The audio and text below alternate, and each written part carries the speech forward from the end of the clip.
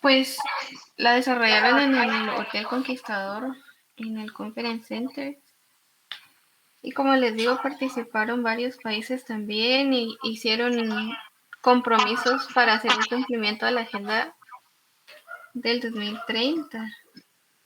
Y los alcances del Congreso, como los fines a los que querían llegar, era que la gobernanza del desarrollo territorial y los alineamientos del desarrollo sostenible, las experiencias y las iniciativas de la descentralización, los servicios públicos municipales y la gestión del medio ambiente y la reactivación local y el desarrollo social.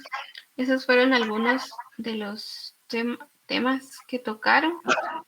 Y pues la descentralización aquí en Guatemala es una de las 50 metas de la política general del gobierno, que es del 2020 al 2024, que está establecida en el pilar Estado responsable, transparente y efectivo. Y eso sería todo. Gracias, Milka. Muy interesante tu noticia. Fíjense, dentro de la estructura del gobierno en Guatemala, ese tema que acaba de mencionar Milka, que es la descentralización, queda bajo una secretaría y esta es la Secretaría de Coordinación Ejecutiva de la Presidencia. Ellos son los encargados del tema de consejos de desarrollo y de descentralización. Entonces, esas son las dos temáticas que maneja esa secretaría. Guatemala viene haciendo desde hace muchos años esfuerzos para lograr eso, la descentralización, porque pues nosotros vivimos en la ciudad y si queremos hacer alguna gestión, pues todo lo tenemos acá. Pero hay gestiones que la gente del interior tiene que venir desde Petén, desde Puerto Barrios, desde un montón de lados para hacer el trámite. Y no solo es venir, sino que el tiempo que toma, tienen que gastar en alimentos, gastar en hotel, ¿verdad? Entonces sí es un poco complicado. Entonces, fíjense, a través del tiempo ha habido diversos ideas para descentralizar, ¿verdad? Eh, Ejemplo, hay un concepto que se llama centro de gobierno, ¿sí? En este momento hay tres. Hay uno en Zacapa, otro en San Marcos. Y fíjense, cómo funciona o la idea de esto, digamos, si ustedes van a Zacapa y entran por una de las entradas de Zacapa, después del estadio, hay un gran edificio, que de hecho es el único edificio grande que hay en Zacapa, y eso es el centro de gobierno. Entonces, ¿cuál es la idea de eso? Es que todas las instituciones del gobierno estén presentes en un solo lado. ¿Por qué? Para facilitarle a la población sus trámites, ¿verdad? Entonces, el edificio fue creado para albergar todas las oficinas principales de gobierno y funciona bastante bien, ¿verdad? Ahí también está la sede del, del Coredur. ¿Se recuerdan cuando vimos lo de consejos de desarrollo? Ahí está la sede del Consejo Regional de Desarrollo Urbano que abarca Izabal, Zacapa, Jutiapa, Jalapa. Entonces, ahí está la sede del Coredur también. Entonces, es un buen esfuerzo. Obviamente, es una construcción grande. Digamos, y el de San Marcos fueron hechos con fondos de donaciones y parte del gobierno. Entonces, pero sí, el concepto es bueno, porque la idea es que la gente ya no tenga que viajar a la capital para hacer todos sus trámites, ¿verdad? Eventualmente, fíjense, el gobierno, la misma Secretaría de Coordinación Ejecutiva de la Presidencia, está haciendo actividades de descentralización, pero son actividades temporales. Entonces se organiza, por ejemplo, van a, qué sé yo, a Puerto Barrios y ahí llevan temporalmente unos 4 días, por ejemplo, llevan para sacar la licencia, para sacar pasaporte, y todo ese tipo de trámites que acá, cuando ustedes lo han tenido que hacer, pues toma tiempo. Pero imagínense, vienen del interior y hacerlo, independientemente que en algunos lugares sí hay oficina, pero entonces lo que hace la Secretaría Ejecutiva de la Presidencia desde el punto de vista de descentralización, lleva estas jornadas temporales de descentralización a todos los lugares para efecto de ayudar a la población que dice, bueno, vamos a estar jueves, viernes, sábado y domingo y vengan si quieren tramitar pasaportes, si quieren tramitar su licencia. Entonces eso facilita y otras también, otras dependencias, la SAT y otras dependencias que se invitan para que vayan a estas jornadas de gobierno, ¿verdad? Entonces, eso es parte de los esfuerzos que se realizan con tal de la descentralización. Y lo que mencionó Milka, pues son todos los años está esta reunión centroamericana para ver, la idea es intercambiar lo que se llama las mejores prácticas, ¿verdad? Ese es un concepto que se utiliza mucho en la academia. Por ejemplo, a nivel de maestrías, la definición de maestría es que los estudiantes de la maestría llegan a compartir las mejores prácticas, ¿verdad? Entonces, eso es, ¿verdad? No sé si está claro o necesitamos ampliar algo más, Milka, o alguien más tiene alguna duda. En lo personal me quedó bastante claro, gracias. Muy bien. ¿Alguien más? ¿No? Bueno, entonces vamos a escuchar ahora a Emma. Gracias, Lick. Buenos días. La noticia que encontré es que el Ministerio de Educación pues ha emitido en el Diario de Centroamérica una reforma del Acuerdo 1600-2022, en la cual pues establece que el uso de mascarilla en centros educativos será voluntario. Ya se sabe, ¿verdad?, que ya a nivel general de las personas, que los ciudadanos, ¿verdad? Pueden escoger si utilizar la mascarilla a menos de que estén enfermos, ¿verdad? O tengan algunos síntomas y deben utilizarla en la vía pública y en otros centros que no tienen obligatoriamente el uso de mascarilla. Pero ahora también ya lo han reformado en, en los centros educativos, ¿verdad? Que los niños, o más bien los padres de familia, tienen que decidir si realmente dejarán que sus hijos sigan utilizando la mascarilla o si prefieren mejor ya no utilizarla. En donde sí debe utilizarse obligatoriamente es en hospitales públicos y privados, en centros de salud, puestos de hisopado y de vacunación, clínicas médicas y laboratorios. Solo cabe recalcar, ¿verdad?, el hecho de que debemos recordar los estragos que hizo pues esta pandemia y las víctimas, ¿verdad?, que se cobró el coronavirus, para que todos seamos responsables al elegir usarlo o no usarlo. Claro. Gracias, Emma. Excelente tu noticia. Fíjense, esta es, como dijo Emma, esta es viene a ser la evolución de lo que ha venido pasando, no solo en Guatemala, sino que en todo el mundo con el coronavirus, ¿verdad? Acuérdense que existe el famoso semáforo, que es área roja, área anaranjada, amarilla y verde, ¿verdad? Entonces, al principio teníamos la mayoría rojos, entonces usábamos mascarilla, el distanciamiento, la gel, y hoy en día pues se van liberando esas medidas, aunque digamos lo interesante acá es que el total de la población todavía no está todo vacunado, ¿verdad? O sea, eh, llevamos cerca de 8,5 millones con primera dosis, 6,5 millones con segunda dosis y 3,5 millones, 3,7 millones con dosis de refuerzo. Entonces, todavía falta vacunar. Al principio se había pensado que solo se iban a vacunar adultos, ahora ya se vacunan niños, ¿verdad?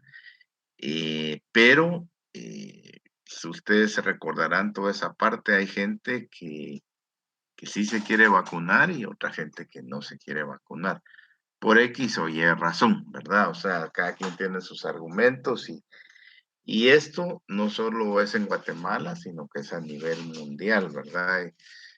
Personalidades no creen en las vacunas y no se han vacunado, ¿verdad? Entonces, en algunos países no los aceptan porque no tienen sus dosis respectivas, pero todo esto en el caso nuestro forma parte de, pues, independientemente que no está la mayoría vacunado, pero ya, digamos, los casos han venido reduciéndose, aunque en Europa está repuntando esto del coronavirus, pero es complicado, ¿verdad? Es complicado porque no se puede tener a la gente encerrada y sobre todo los jóvenes salen a divertirse, entonces ese es parte del problema, ¿verdad? Pero en este caso, pues ya Guatemala pues está liberando el uso de la mascarilla y solo las excepciones que mencionó Emma, hospitales, centros de salud, puestos de vacunación,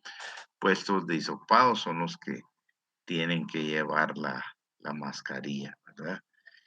Al principio era un gran negocio, las mascarillas las vendían a 15, 20 quetzales y ahora le venden a unos 50 mascarillas por 15 quetzales. Entonces, es cuestión de oferta y demanda, ¿verdad? Y el comerciante pues a veces se aprovecha, ¿verdad? Pero no sé si está suficientemente discutido, Emma. Sí, gracias. Muy bien, a ver, Cristian, ¿qué nos quieres compartir? Buenos días, Lick. Pues la verdad hace unos días había escuchado sobre las reformas que iba a tener el IVA en Guatemala, sobre todo sobre la emisión de las facturas, el consumidor final. Y pues me pareció muy interesante porque yo siempre pido las facturas en consumidor final, ¿verdad? Pero no sabía en sí cuál era el verdadero contexto. Entonces leí que desde el 14 de octubre, no, bueno, va a empezar desde el otro año, si no estoy mal, pero ya no se pueden pedir facturas con el uso del CF o del consumidor final en ventas que sobrepasen los 2.500 quetzales y, por ejemplo, en servicios como de agua, teléfono, cable, electricidad, cosas así, ¿verdad? Que sean mayores de 500 quetzales, no se puede pedir consumidor final, tiene que ser menos. Y pues eso me pareció bastante interesante porque, como digo, yo siempre pido las facturas en consumidor final, ¿va? Porque yo la verdad no he sacado minita. Creo Y, y pues esa sería mi noticia. Gracias, Cristian. Muy buena tu noticia, muy actualizada y qué bueno que comentaste esta situación de las facturas.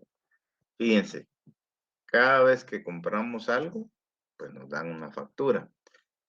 Normalmente, ¿verdad? En algunos lugares, pues no le dan a uno factura, pero son los menos, ¿verdad?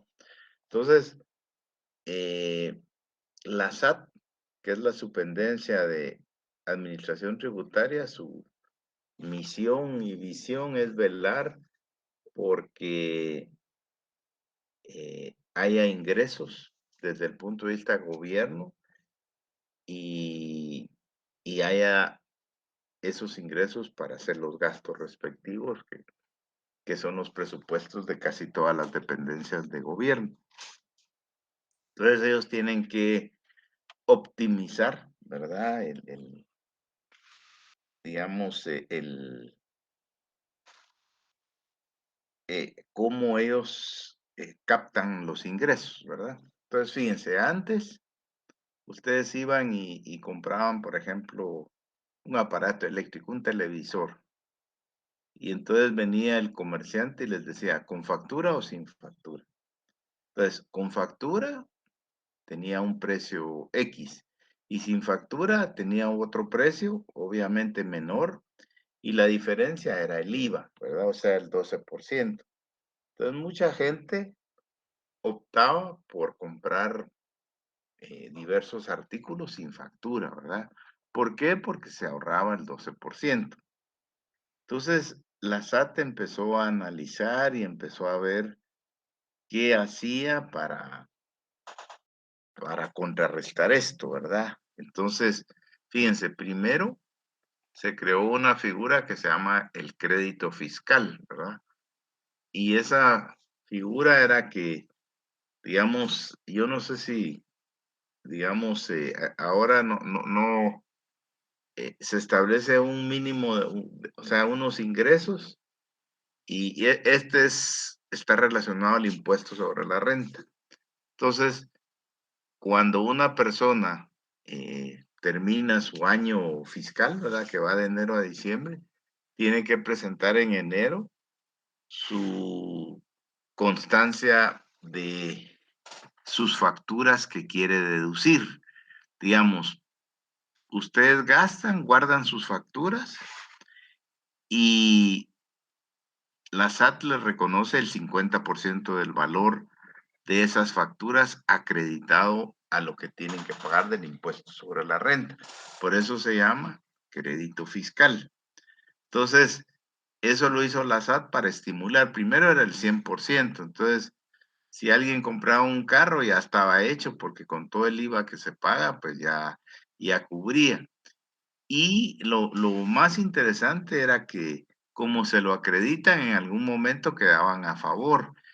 Y como las empresas donde trabajamos, todas son agentes retenedores del Estado. Entonces, le devolvían a uno dinero, ¿verdad? Porque uno juntaba sus facturas. Entonces era muy atractivo, pero la idea era forzar a que pidiéramos facturas y forzar al establecimiento comercial a que emitiera factura, ¿verdad? Entonces, por eso era que la SAT lo premiaba a uno, ¿verdad? Entonces, eso fue lo primero que hizo, ¿verdad? Hace unos 20 años atrás y le funcionó, pero en la medida que todo se va globalizando y va mejorando todo y sobre todo desde el punto de vista computacional. Entonces, lanzaron el proyecto que ustedes lo han escuchado, que son el proyecto FEL, que es la factura electrónica.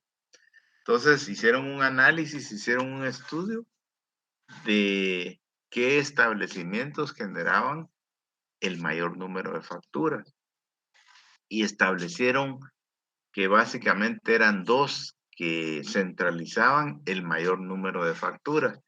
Estos son las gasolineras, ¿verdad?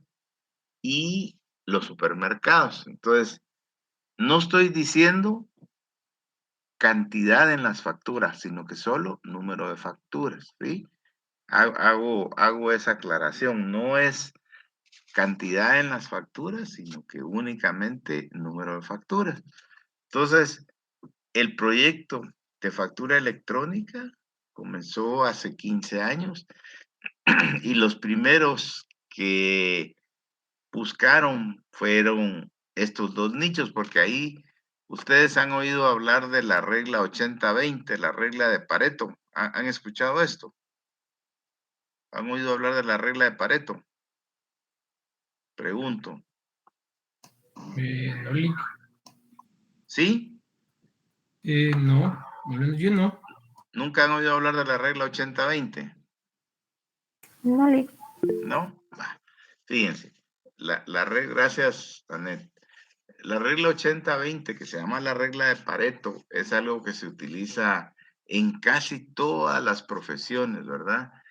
Y lo que quiere decir eso es que el 80% de las ventas o de las ganancias está concentrado en el 20% de los clientes, ¿sí? Esa es la regla de Pareto y se llama regla de Pareto o regla 80-20. Entonces, no hay que buscar a todos los clientes, sino que solo a ese 20% que hace el 80% de las ventas, ¿verdad? Entonces, eso fue lo que hizo la SAT.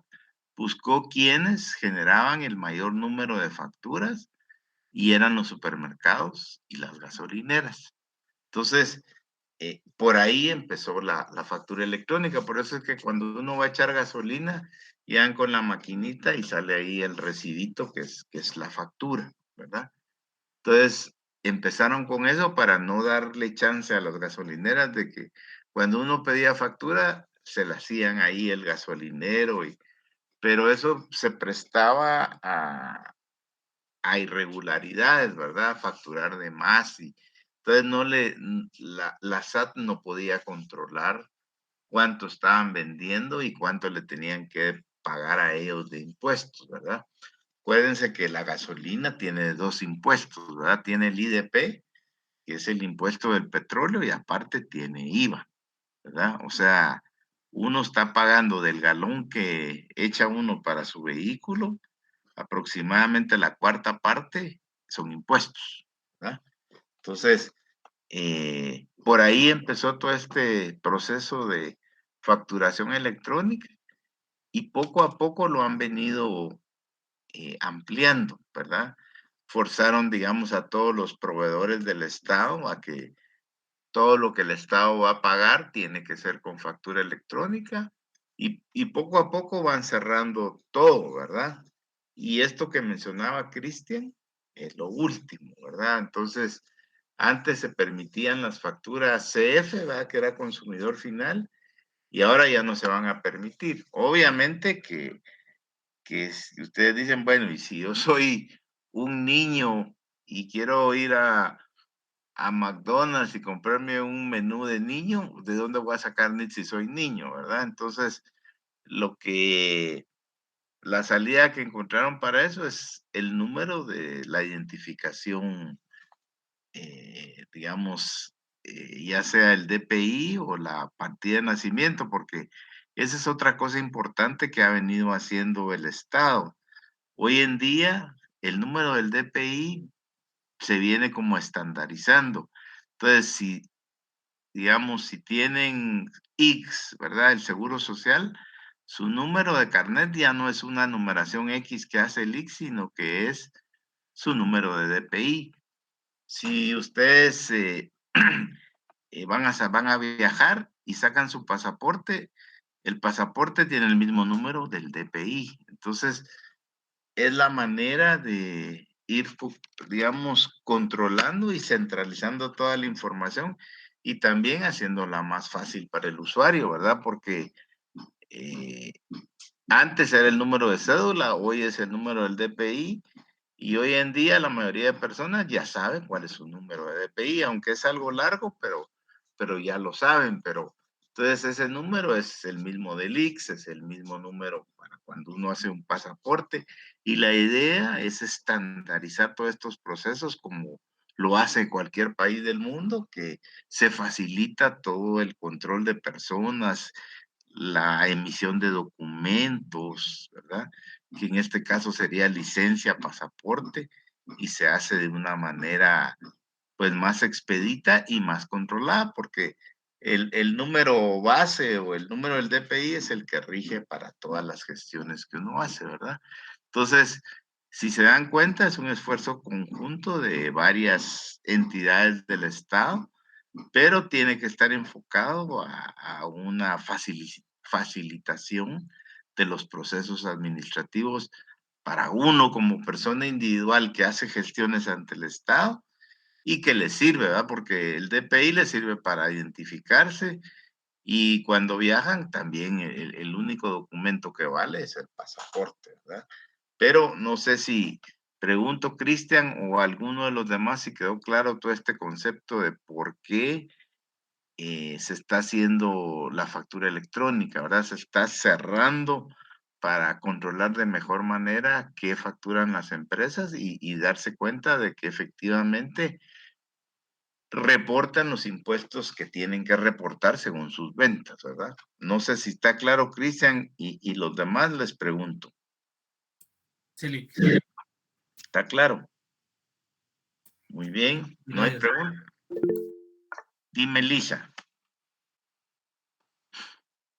Bueno, no era una pregunta con respecto, era para compartir una noticia. Ok, dime. Sí, Te escuchamos. buenos días. Bueno, mi noticia va con respecto a la suspensión de la participación, ¿verdad?, de Guatemala en lo que es el COI, ¿verdad?, el Comité Olímpico Ujú. Internacional, en cuanto a los Juegos, ¿verdad? Ya no, pues no empezó o entró en vigencia desde este sábado pasado, ¿verdad? Y la noticia mencionaba pues la tristeza de los guatemaltecos, ¿verdad? Pues que se hiciera oficial esa sanción en contra de pues Guatemala, ¿verdad?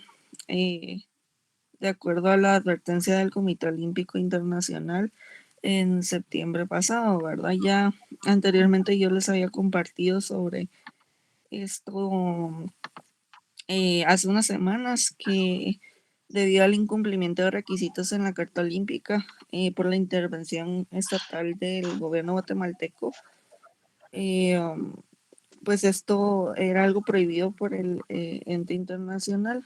Entonces, por no cumplir con esos requisitos y por todo lo que se había dado, ¿verdad?, dentro del Comité Olímpico eh, um, Internacional, pues al final se decidió, ¿verdad?, que Guatemala pues ya no iba a participar, pero, ¿verdad?, comentaban el caso, así como muchos atletas, ¿verdad?, pero mencionaban el caso de una tenista que se llama Andrea Wheaton. Ella decía que se había preparado ya por 2 años para poder, ahí sí que defender sus oros, ¿verdad?, en los Juegos Centroamericanos de este año. Sin embargo, con esta suspensión, pues ella se sintió obviamente desanimada, ¿verdad? Y decía que era muy triste porque no solo cortaba los sueños de los atletas, ¿verdad? Sino que llevaban un camino en el ciclo olímpico, sino que también, digamos, cortaban el impulso de los atletas que estaban comenzando, ¿verdad? E inclusive aquellos que ya se habían preparado por años para poder participar, ¿verdad? Entonces, ese es como uno de los testimonios que una de las atletas, ¿verdad? Así como tantos, pues pudo haber dado al enterarse de que, pues, eh, siempre se suspendió a Guatemala de estas actividades, ¿verdad? Por todo lo que se había venido dando, pero yo considero que al final, pues obviamente a quien no le pondría triste y quien no se sentiría decepcionado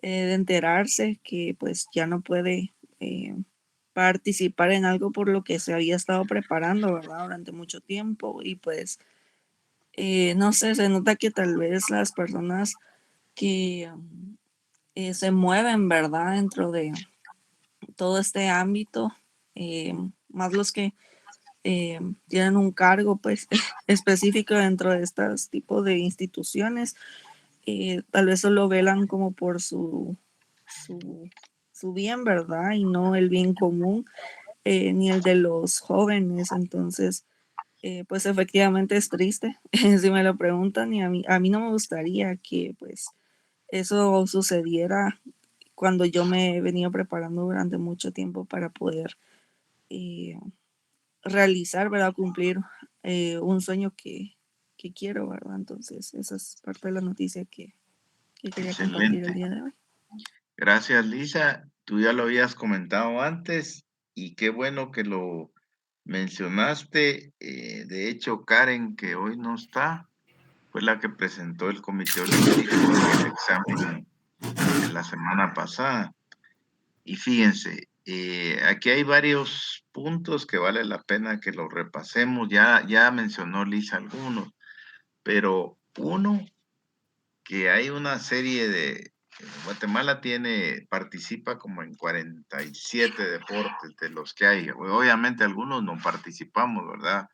Por ejemplo, todos los deportes de invierno no podemos participar porque no tenemos ni instalaciones ni nada, pues no tenemos nieve, ¿verdad? No tenemos esquí ni nada de eso, pero en la mayoría de deportes de verano sí estamos afiliados. Entonces, ¿cómo funciona esto? Por ejemplo, el más común, que es el fútbol, que viene el mundial el otro mes, pues las reglas son las mismas en todo el mundo, pues, o sea, para que pueda haber una competición como la que vamos a tener el otro mes, que es la Copa del Mundo, pues los países compitieron de 240 países, quedaron 32 y son los que van a disputar la fase final.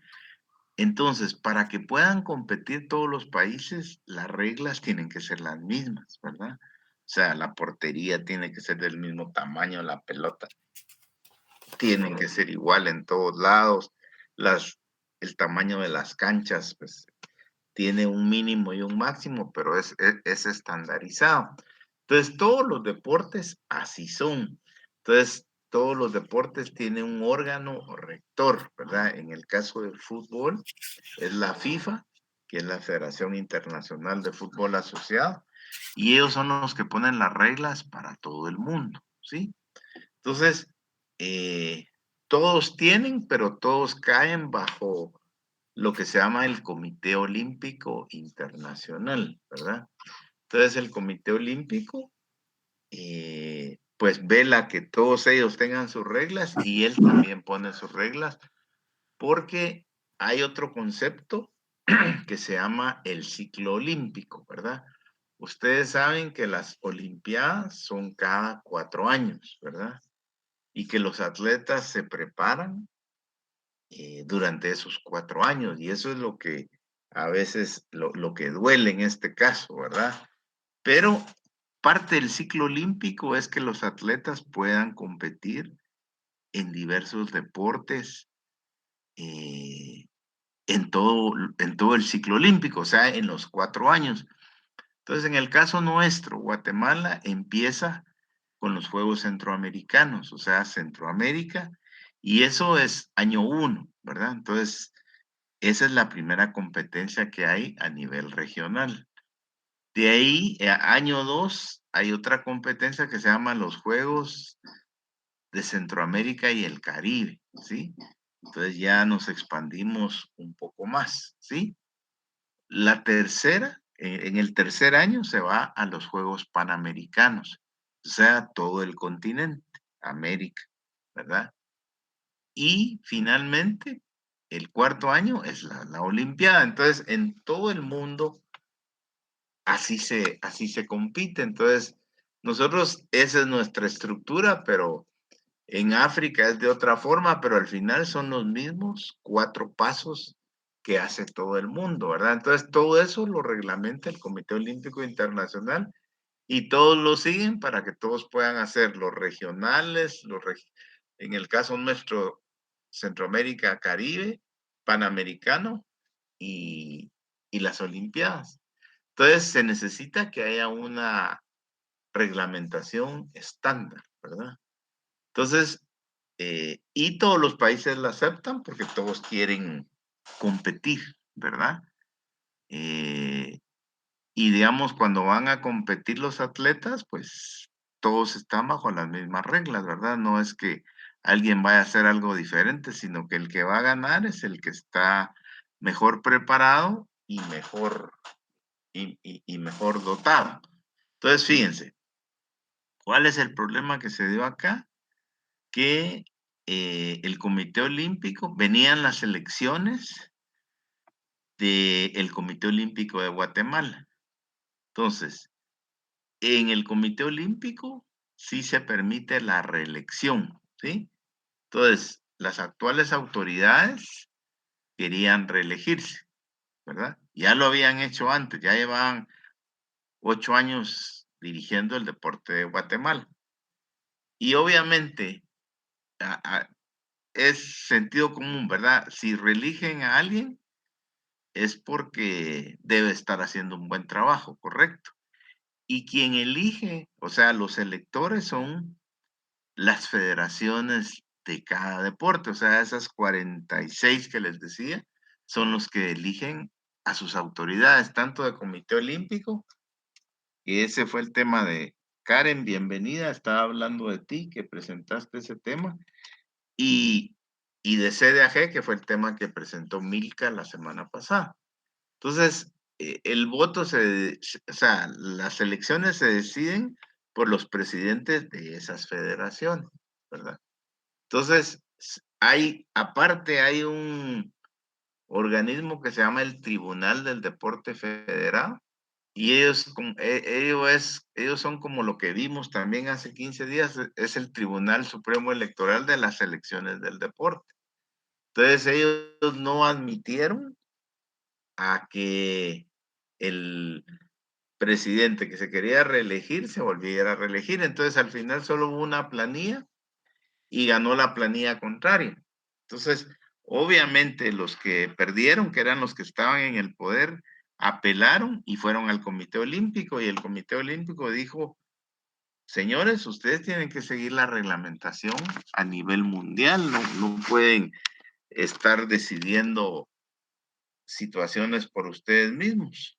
Entonces, ese es el problema en esencia. Entonces, ¿qué hicieron? Pues dijeron: miren, tienen que repetir las elecciones, ¿verdad? Obviamente los otros no querían y fueron a la Corte de Constitucionalidad, que lo vimos también, alguien presentó ese tema la semana pasada, y la Corte decidió que no reconocen al Comité Olímpico Internacional, sino que le dan todo el poder al Tribunal del Deporte Federal. Entonces, ese es el problema, porque Guatemala está desconociendo eso que les digo, que es la autoridad suprema que tiene el Comité Olímpico a nivel mundial, ¿verdad? Y para que todo funcione, debe de haber un orden mundial, ¿verdad? No es que cada quien va a hacer lo que quiere. Y esa es la esencia del problema y no se han puesto de acuerdo. Entonces, como no se pusieron de acuerdo, suspenden. Pero aquí viene lo que decía Lisa, que es lamentable, ¿verdad? Hay alrededor como de 350 deportistas que se benefician, ¿verdad? Tienen becas, ¿verdad? Cuando digo becas, así de tipo, los estrellas son Kevin Cordón de badminton, el marchista Parrondo, y a ellos el Comité Olímpico, para que ustedes dimensionen, les da 25,000 quetzales al mes. Se los da para que no tengan que trabajar y se dediquen solo a entrenar y a producir medallas para el país, ¿verdad? Entonces, en cierta forma, todos los países que compiten en todo esto, eso es lo que hacen y eso es lo que estábamos haciendo nosotros, ¿verdad? Entonces, es la manera de garantizar que vamos a tener medallas, porque si ustedes trabajan y entrenan, no van a hacer ni bien una cosa ni bien la otra, ¿verdad? Entonces, o si son muy buenos, pues van a destacar, pero no pueden llegar a su máximo nivel de producción. Entonces, ese es el punto, ¿verdad?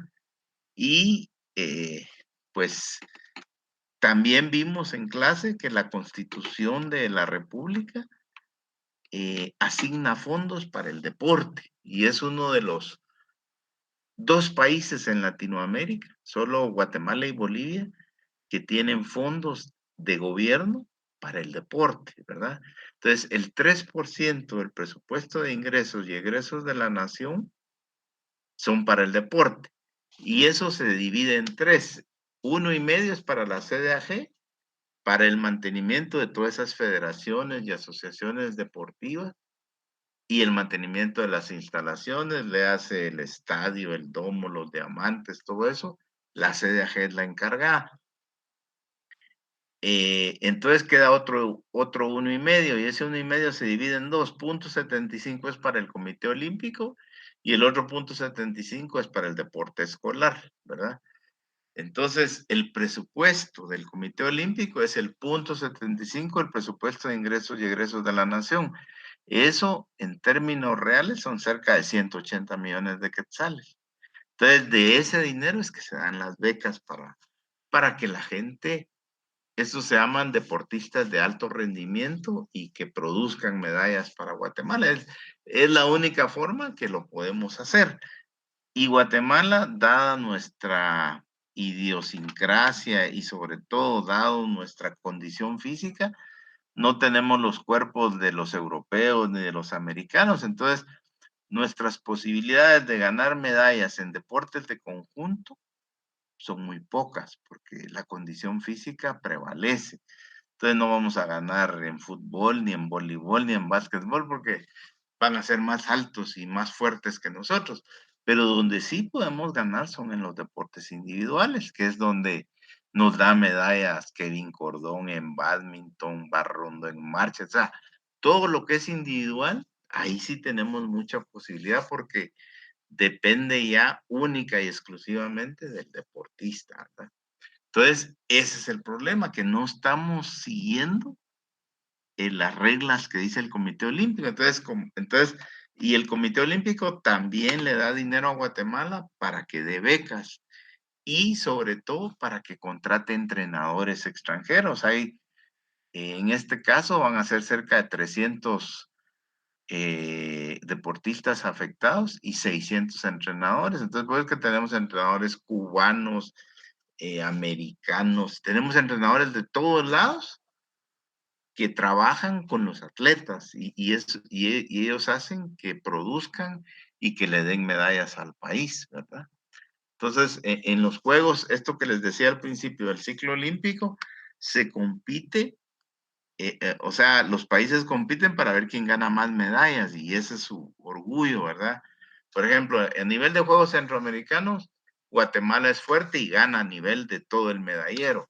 Ya en Centroamérica y el Caribe ya nos quedamos como en sexto lugar, en Panamericanos como octavo y en las Olimpiadas solo una medalla olímpica hemos ganado en toda la historia, ¿verdad? Pero para que dimensionen esto que comentó Lisa, ¿verdad? Pero no sé si está claro, Lisa, o los demás necesitan que amplíe esta noticia súper interesante que nos acabas de comentar. Pues por el momento todo claro, Lick, solo pues se me había olvidado mencionar, ¿verdad? Eso de las becas, como usted lo comentó, pues varios de estos atletas pues están aplicando, ¿verdad? Para poder tener esa beca y algunos, ¿verdad? Que ya pues el Comité Olímpico pues ya les ha otorgado una.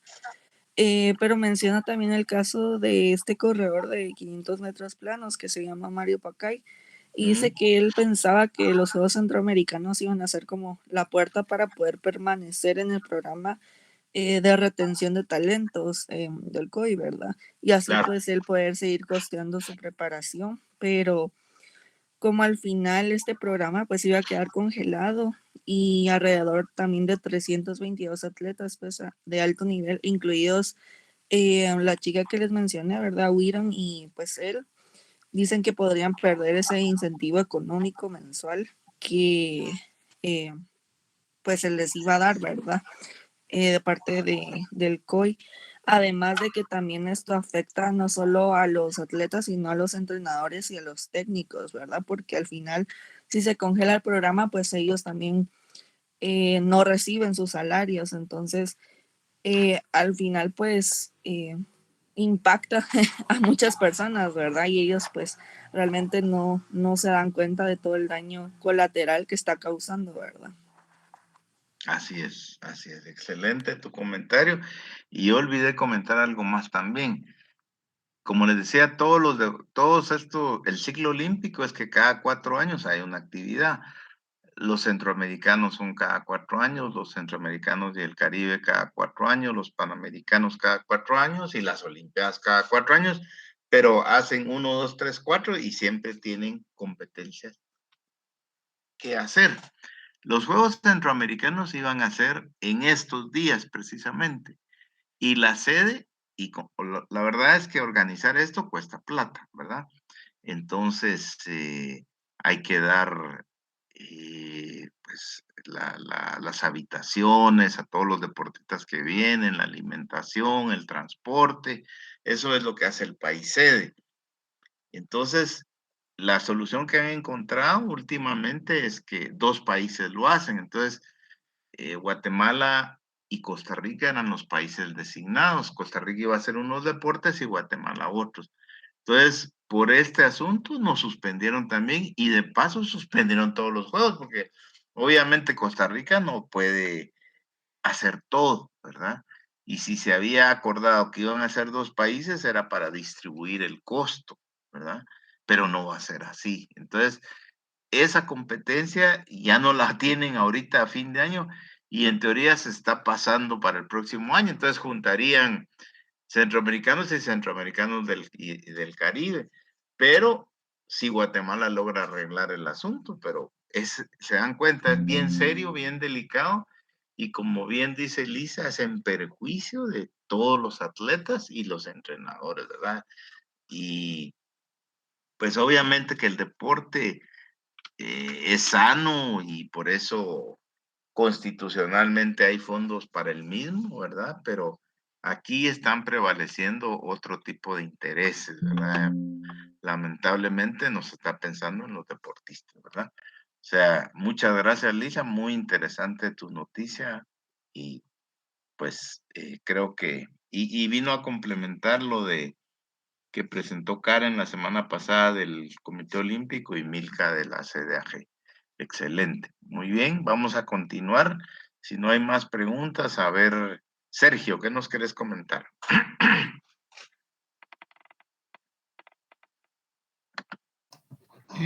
Silic, buenos días. Buenos días. Nada más comentar una noticia acerca de la DDHH de México, que es la Comisión Nacional de los Derechos Humanos. Bueno, esa es la CNDH, y ahí es de parte de Desarrollo Humano de México. Pues que pidieron este lunes específicamente a las autoridades velar y atender a la seguridad de menores y adolescentes frente a los videojuegos. Ahí sí que hay un videojuego, pues sí, famoso en el mundo de los juegos móviles que se llama Free Fire, que es como, pues, bueno, el típico juego de que está uno en la guerra y pues tiene que pues matar a otros jugadores con tal de ganar la partida. Y a mí, la verdad, esto ya viene desde hace varios, pues desde ya hace mucho tiempo. Ahí sí que le tienen un poco de manía la gente a los videojuegos que incitan a hacer cosas, bueno, como matar, lastimar al prójimo y todo. Pero aparte de eso, pues ya preocupa porque pues dijeron los de la Comisión Nacional de los Derechos Humanos que tenían conocimiento de diferentes casos de desapariciones relacionadas con el uso del videojuego en particular y que detallaron al organismo en un comunicado que por medio y a través de ese videojuego, personas menores de edad, especialmente niñas y adolescentes de entre 13 y 17 años, han sido como enganchadas por delincuentes para salir de sus casas y ser víctimas de desaparición y abuso sexual. A mí, la verdad, pues yo cuando lo empecé a leer, pues creí que era el típico caso de que he visto varios clips o muchas noticias en el caso de que le hablan sobre los efectos tanto positivos o negativos que causa un videojuego hacia la mente de los niños o de los adolescentes. Y quien haya jugado bastante esos juegos y nunca se ha desarrollado nada, pues nada malo, pues obviamente va a estar en contra. Y a quien ha tenido un caso o le ha pasado ya, pues tenido pues ese riesgo de llegar hacia un vicio o querer hacer algo que antes de haber jugado eso, pues a uno pues lo cambió, la verdad.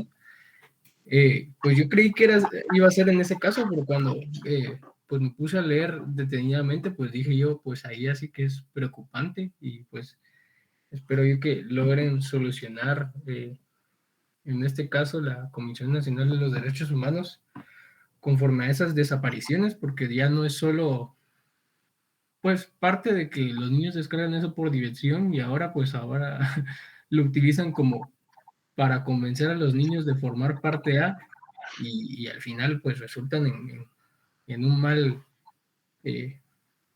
pues en un desafortunado eh, caso, ¿verdad? Entonces, pues a mí me pareció interesante comentarles y pues nada, solamente eso.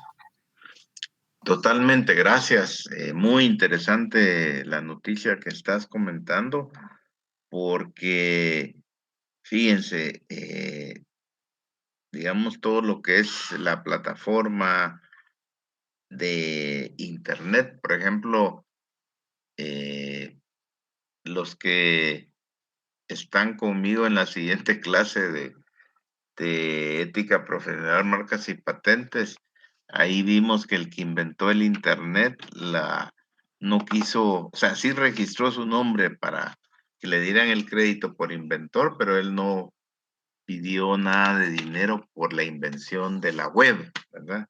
Porque él sabía el beneficio que era para todos, ¿verdad? Entonces, eh, y por eso es que es gratis, o sea, todos entramos al Internet sin pagar nada, ¿verdad? De lo contrario, tendríamos que pagar como una invención para poder usarla, pero es gratis, ¿verdad? O sea, el Internet viene, o sea, el derecho de estar en la red, o sea, pagamos por tener el acceso, la comunicación, pero ya dentro de la red, pues podemos movernos a cualquier sitio sin pagar nada. Entonces, esta persona estaba consciente y lo miraba así, ¿verdad? Que podía traer muchos beneficios. Desafortunadamente, siempre hay alguien que trata de aprovecharse de esta situación, ¿verdad? Y canalizar esa apertura que hay hacia otros temas en perjuicio de las personas, ¿verdad? Ustedes saben que esos atentados famosos de Nueva York, cuando bombardearon las Torres Gemelas, todo se planeó en Facebook, ¿verdad? Entonces, de ahí se dieron cuenta que ahí estaban todos los ataques y todo. Entonces, lamentablemente, una plataforma de comunicación social, de servicio social, eh, fue, eh, fue utilizada de mal manera, ¿verdad? Y entonces, hoy en día, por eso es que hemos visto también aquí en la clase que casi todos los países tienen ese principio de la libre expresión, lo vimos dentro de las garantías y los derechos individuales de las personas. ¿Se recuerdan en las primeras clases que leímos esos artículos, verdad? Pero hoy en día, en Estados Unidos, que es donde están las principales redes, ya estas, digamos, plataformas andan regulando el contenido, ¿verdad? Porque ya les metieron gol una vez con esto de las Torres Gemelas y otros ataques terroristas. Entonces ahora andan más eh, vigilantes de lo que se publica, ¿verdad? Para que no cause perjuicio a los demás. Fíjense que hay un tema que está prohibido, que es la política. O sea, por ejemplo, el presidente Obama y el mismo presidente Trump ganaron las elecciones en base a las redes sociales, la publicación y todo. Hoy en día está prohibido, o sea, tienen que pues presentar su información y la tienen que analizar y revisar y para ver si dejan publicar o no. Pero digamos, aquí en Guatemala en las elecciones pasadas también se utilizaron las plataformas. Hoy en día ya no son tan de libre utilización, ¿verdad? Y no es que se esté coartando la libertad de prensa, sino que son asuntos de seguridad, ¿verdad? Entonces, esa es la razón. Y en el caso que exponía Sergio, pues ahí interviene la Procuraduría de los Derechos Humanos como entidad del Estado, protegiendo a, a- a los ciudadanos, ¿verdad? Entonces, no sé si quedó claro, Sergio. Sí, sí, claro. Muy bien. A ver, Andrea, buenos días. ¿Qué quieres compartirnos? Hola, muy buenos días. Pues la verdad es que mi información, mi noticia es algo que me dejó admirada. De verdad, hoy sí puedo, o sea, me he dado cuenta que la innovación va acelerada cada vez más, ¿verdad? Entonces, creo que con esto me quedé así como a la gran, pero ahorita van a saber de qué les estoy hablando. Entonces, en California se aprobó una ley que se permite transformar entonces los restos mortales de los humanos en compostaje. Compostaje es materia orgánica que viene de residuos agrícolas y de jardinería que son tratados para lograr más rápido su descomposición y ser utilizados como fertilizantes. Entonces, prosigo. Esta práctica se llama residuo orgánico natural, pero es más conocida como compostaje natural, ¿verdad? A partir de 2027 será una opción de funeraria para los californianos. Entonces, los cuerpos son colocados en contenedores y ahí obviamente son con condiciones ideales para la humedad y tener una buena oxigenación para que las bacterias se reproduzcan y descompongan los cuerpos en 30 días. Entonces, se podría decir que este proceso sería una alternativa a los impactos ambientales causados por los servicios funerales tradicionales y así como la entierro y la cremación, ¿verdad? Ahora te podría decir que esta ley está en Estados Unidos y ya es legal en Washington, en Oregón, California, Vermont y Colorado. Entonces, algo importante es de que hay una empresa que se llama Recompose. El objetivo de ellos es ahorrar más de una tonelada de carbono, cosa que las cremaciones y en los entierros tradicionales no se hace, ¿verdad? Y no se gana nada en lo ecológico, según Recompose.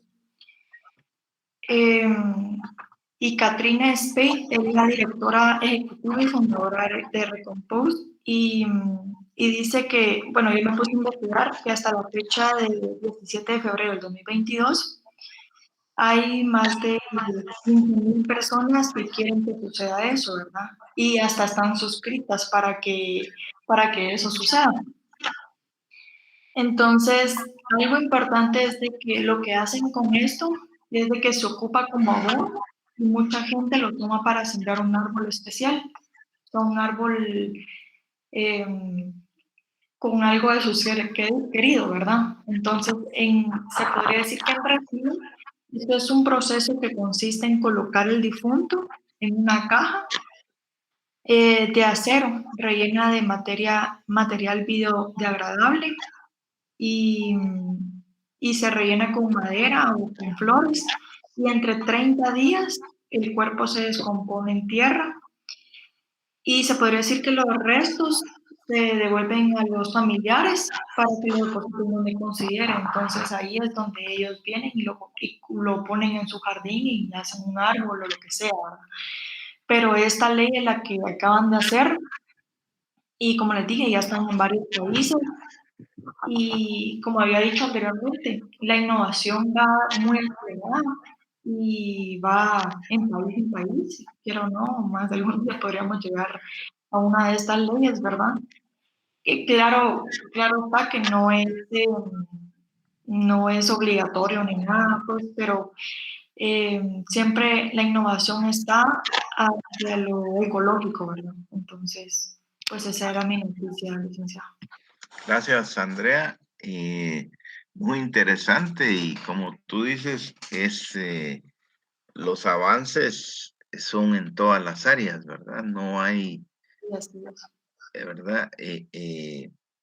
Hay un dicho en inglés que dice, the sky is the limit, ¿verdad? O sea, el cielo es el límite, o sea, no hay límites, es lo que quiere decir el dicho, ¿verdad? O sea, no, el intelecto y la innovación, como bien dices tú, no tiene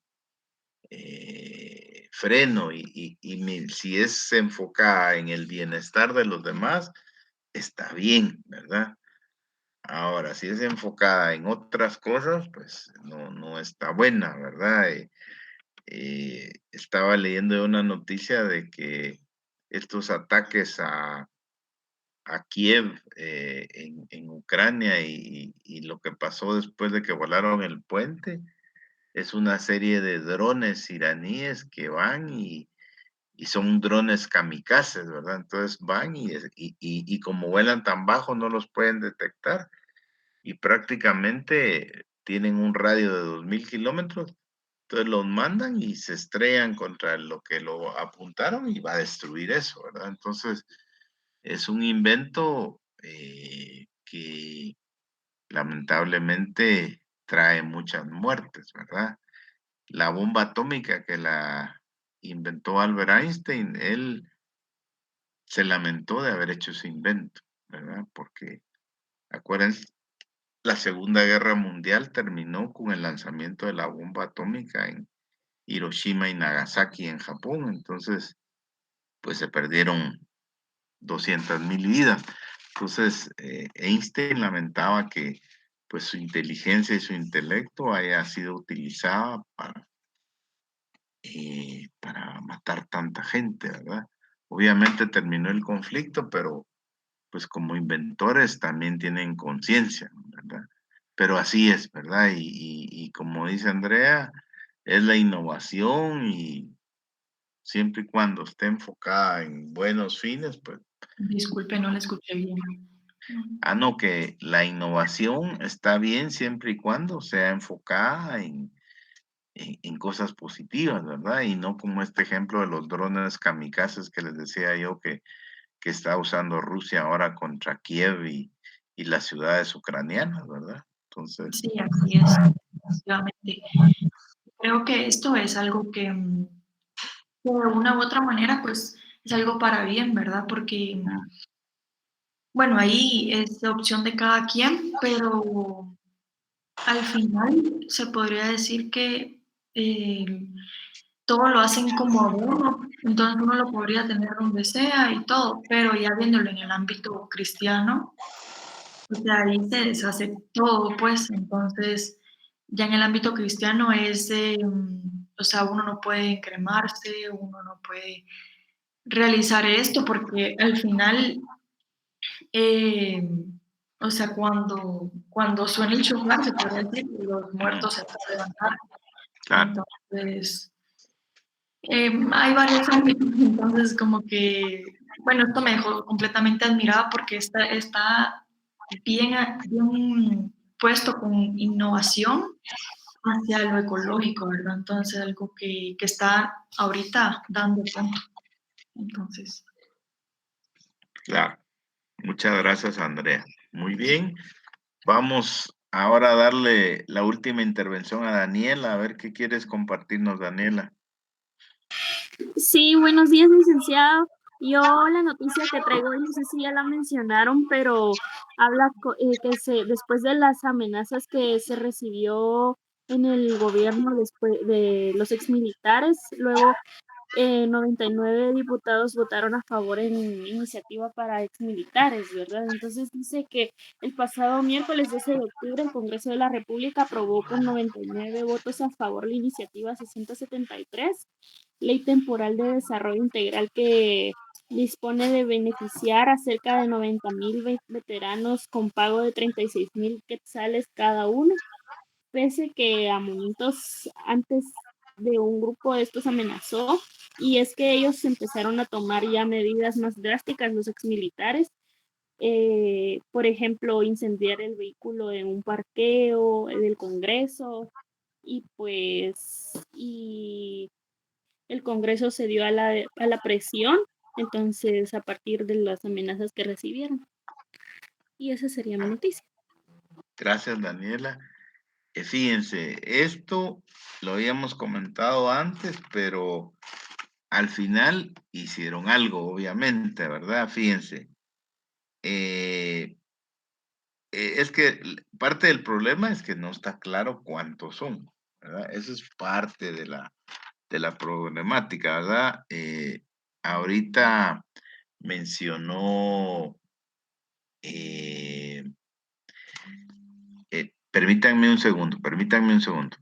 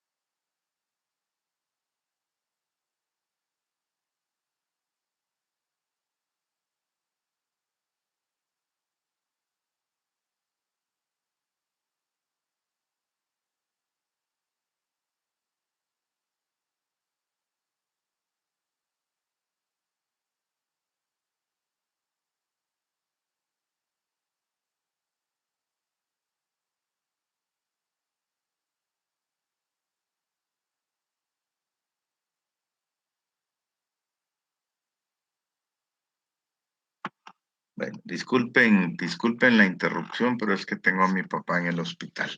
Entonces, perdón, Daniela, tú estabas en el uso de la palabra, ya habías terminado de comentar esto de lo que aprobó el Congreso la semana pasada de los patrulleros estos, de De las los exmilitares, ajá. de la Bemilgua, ¿ah? Entonces, fíjense, tú dijiste 90,000, ¿verdad? Ellos decían 100,000.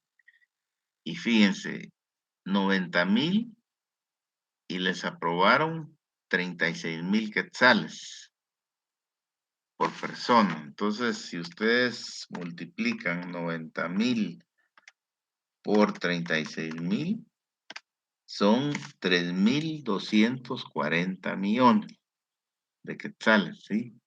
Obviamente, el gobierno no tiene ese dinero, ¿verdad?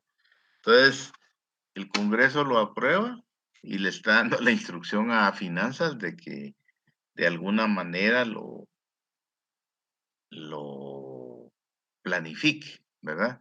Entonces, la propuesta que les hicieron es pagárselos en 3 años a razón de 1,000 quetzales al mes, ¿verdad? Eso daría por 36, 12 por 3, 36, pero eso serían 3,240 millones de quetzales, o sea, es el 3% del presupuesto de ingresos y egresos, ¿verdad?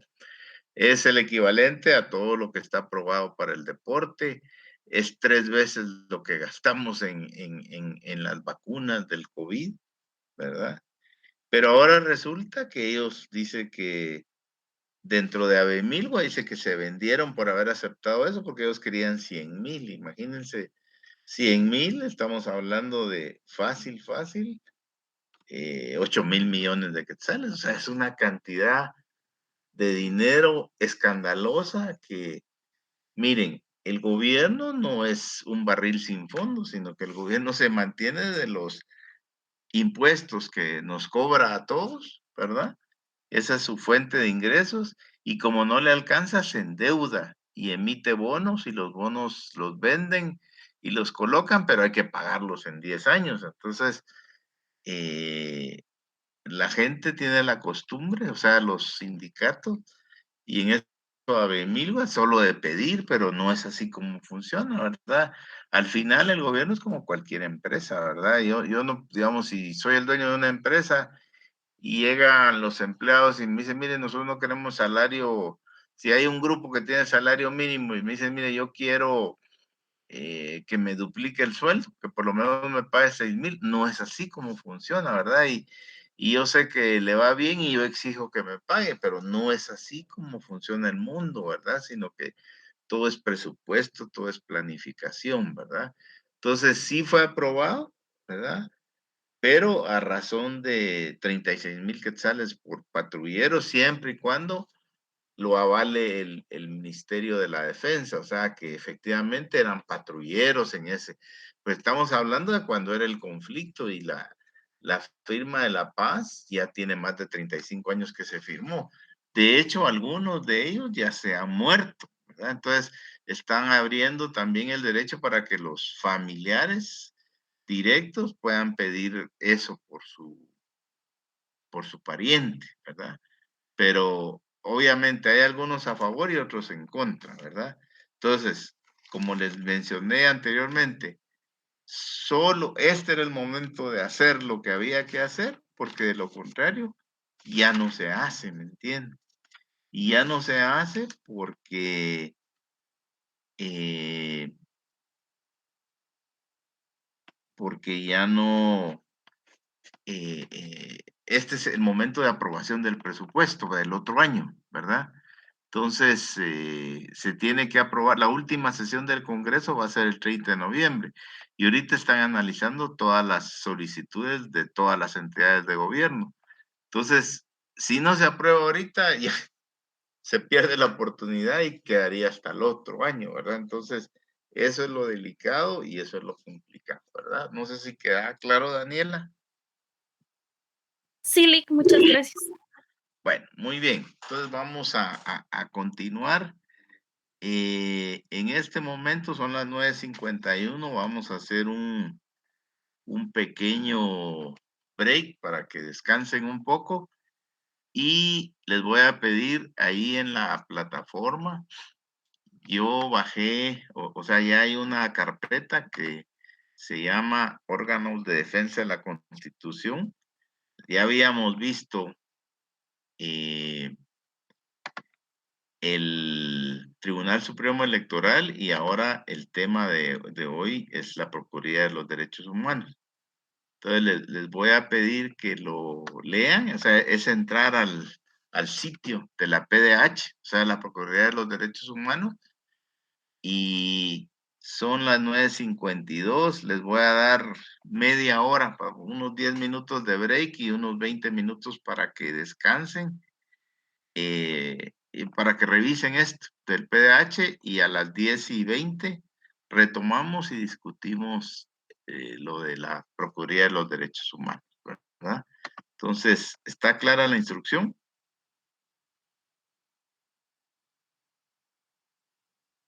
Sí, Lick. ¿Sí? ¿Está claro, jóvenes? Sí, gracias. Bueno, entonces Claro. procedamos. Tómense unos 10 minutos, 20 para leer y en media hora, 10:20, estamos de vuelta. ¿De acuerdo? Trata de señalarlo, ¿verdad?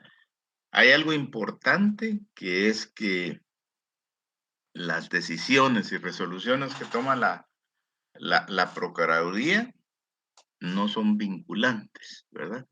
Eso quiere decir de que ellos pueden decir que se está dando una situación, pero solo es un señalamiento, ¿verdad? No tienen ese poder de vincularlo.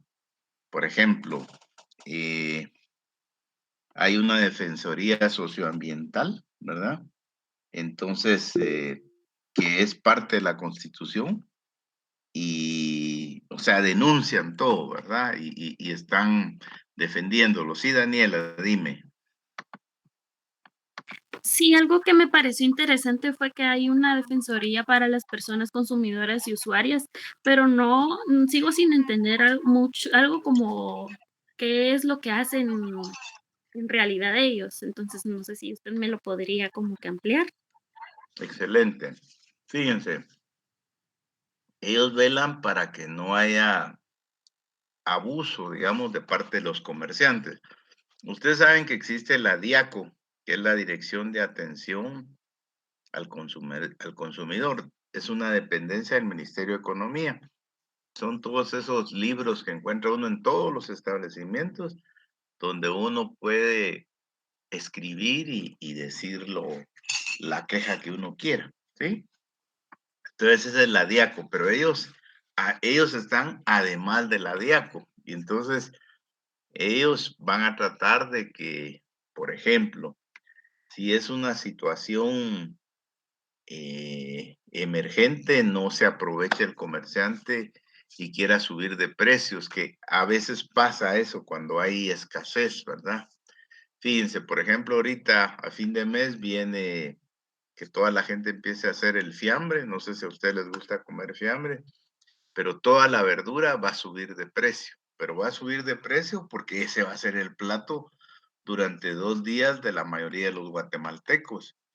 Entonces tratan de, por ejemplo, una bolsa de arvejas vale 10 quetzales en el supermercado y llega a estar hasta 20 quetzales el precio, ¿verdad? Entonces tratan de controlar eso, que no haya abuso de parte del comerciante ni que se aproveche de las situaciones que se van dando en, en las diferentes circunstancias, ¿verdad? Entonces,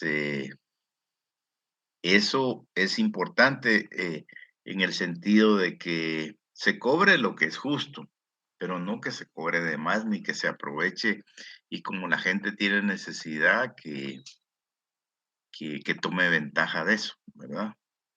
Pero no sé si quedó claro, Daniela. Sí, Lick, no sé si quizás ahí también entra la publicidad engañosa, ¿no? O no sé Sí, claro, si... claro.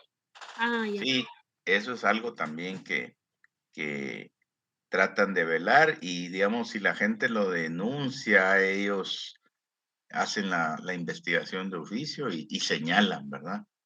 Ahora, como les digo, sus resoluciones no son vinculantes, o sea, solo se señala, pero no obligan, ¿me entienden? Entonces, pero esa es su función.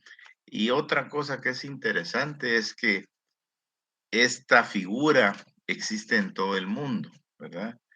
El defensor de los derechos humanos pues, es un concepto que ya comenzó en todo el mundo hace alrededor de unos 30 años y se fueron creando estas instituciones, ¿verdad? Que aquí en Guatemala se llama Procuraduría de los Derechos Humanos. En todo el mundo hay una palabra que se utiliza, les dicen el ombudsman, ¿verdad? El ombudsman, o sea, el ombudsman es el que se encarga de proteger a la población de que tenga sus derechos, los ejerza y los pueda, y que no se siente vulnerada, ¿verdad? Y si se dan cuenta, por ejemplo, ya Daniela mencionó eh, dos defensorías, pero hay de seguridad alimentaria, hay de salud, hay de pueblos indígenas, víctimas de trata, ¿verdad? O sea, prostitución, personas trabajadoras, personas privadas de libertad, o sea, que en las cárceles no estén abusando de los reos, ¿verdad? Si les dan de comer, si no les dan de comer. Fíjense, ahorita que está de moda, hay una defensoría de las personas migrantes. Entonces, toda esta gente que está tratando de pasar por Guatemala, que quiere ir a Estados Unidos, que vienen de Venezuela, hay unas grandes caravanas de Honduras y todo, pues ellos acompañan toda esta situación ya cuando pasan y tratan de que, aunque no sean guatemaltecos, ¿verdad? Pero eh, es los derechos humanos, por eso se llaman derechos humanos de las personas. Entonces les dan agua y les dan algún tipo de alimento, ¿verdad? Eh, obviamente cada vez son más grandes esto y es complicado, ¿verdad? Pero también hay defensoría de personas mayores, ¿verdad? Que no se aprovechen de los viejitos, ¿verdad? Eh, defensa de periodistas, personas con discapacidad, la niñez, la juventud, ¿verdad? Por ejemplo, el procurador acaba de comenzar ahora, hace como 2, 3 meses atrás. El anterior, hay otra que se llama Defensoría de las Personas de la Diversidad Sexual.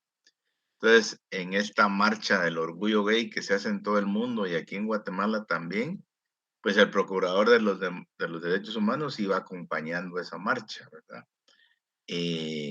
Fue criticado, ¿verdad? Pero él decía que estaba cumpliendo con el mandato, ¿verdad? Que todas son guatemaltecos, todas son personas y que tengan otra orientación sexual es otra cosa, ¿verdad? Pero ante todo son personas humanas, ¿verdad? Entonces, hay una de la mujer, ¿verdad? La Defensoría de la Mujer, ¿verdad? Que no vaya a tener ningún abuso, ¿verdad? Entonces, si se dan, perdón, si se dan cuenta, todo está vinculado a aquellos derechos que vimos, que leímos, ¿se recuerdan? En las primeras clases, los derechos individuales de las personas. Entonces, todo se desprende de ahí, ¿verdad? O sea, no hay nada adicional, sino que todo se desprende de ahí, ¿verdad? ¿Algo más, jóvenes? ¿Algo que quieran comentar? ¿Está clara la función de la Procuraduría de los Derechos Humanos? Sí, Lick, por mi parte todo claro. Muy bien. ¿Alguien más quisiera agregar algo? ¿No? Bueno, y de lo de la semana pasada quedó todo claro de las exposiciones que hicieron sus compañeros y ustedes de los temas de las entidades descentralizadas.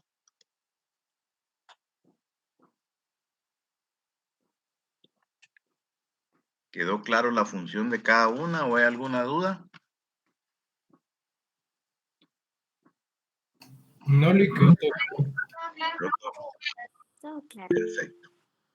Muy bien, jóvenes. Bueno, entonces vamos a dar por terminada nuestra clase del día de hoy.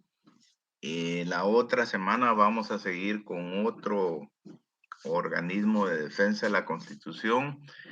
Ya vimos el Tribunal Supremo Electoral, hoy la Procuraduría de los Derechos Humanos, y tendríamos que ver, alguien, no, este grupo no lo expuso. Ah, sí, Sara expuso la Corte de Constitucionalidad. Entonces, miraríamos dos instituciones, como ya se hizo una pequeña exposición de eso, pues haríamos otro ejercicio sobre la Corte de Constitucionalidad y la Contraloría General de Cuentas. Entonces, eso es lo que vamos a hacer la próxima semana. Ya que está la mayoría, pues ya tienen su nota del parcial y ahí tienen su zona y ahí tienen ya 20, 40, 60 puntos de su nota total es lo que tienen, ¿verdad? Faltarían 10 puntos de zona, que es de aquí al final, y el examen final que vale 30 puntos. Así que me da mucho gusto saludarlos, que tengan buena semana y nos vemos el próximo lunes. Igualmente, Lick, muchas gracias. Feliz día. Gracias, licenciada. Feliz día. Nos vemos, jóvenes.